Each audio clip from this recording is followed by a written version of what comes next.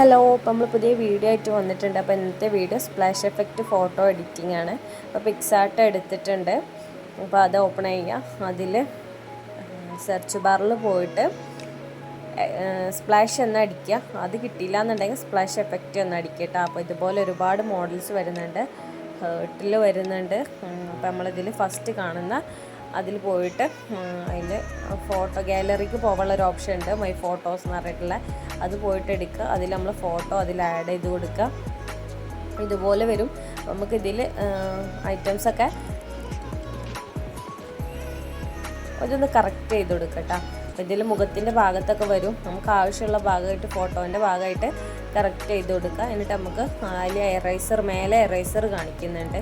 അപ്പോൾ എറൈസർ എടുത്തിട്ട് അതിൽ മുഖത്ത് വരുന്ന സ്പ്ലാഷൊക്കെ നമുക്കൊന്ന് എറൈസ് ചെയ്ത് കൊടുക്കാം കേട്ടോ.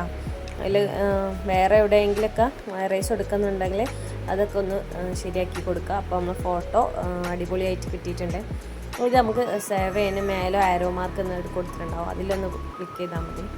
അപ്പോൾ ഫോട്ടോ നമുക്ക് സേവ് ആക്കി കിട്ടും കേട്ടോ. നേരെയുള്ള സേവ് എടുക്കുക. അടിയിൽ നിന്ന് സേവ് എടുത്താൽ അത് നമുക്ക് ഗാലറിയിലേക്ക് കിട്ടും. നമ്മൾ ഗാലറി പോയി നോക്കാം ഫോട്ടോസ് അടിപൊളിയായിട്ടുള്ളൊന്ന്. ഇതാണ് നമുക്ക് കിട്ടിയിട്ടുള്ള ഫോട്ടോസ്. അപ്പോൾ സിമ്പിളായിട്ട് ചെയ്യാൻ കഴിയുന്നതാണ്. അപ്പോൾ നമ്മൾ വീഡിയോ ആരെങ്കിലും സബ്സ്ക്രൈബ് ചെയ്യാത്തുണ്ടെന്നുണ്ടെങ്കിൽ ഒന്ന് പോയിട്ട് സബ്സ്ക്രൈബ് ചെയ്യട്ടോ. അപ്പോൾ അടുത്ത വീഡിയോയിൽ കാണാം.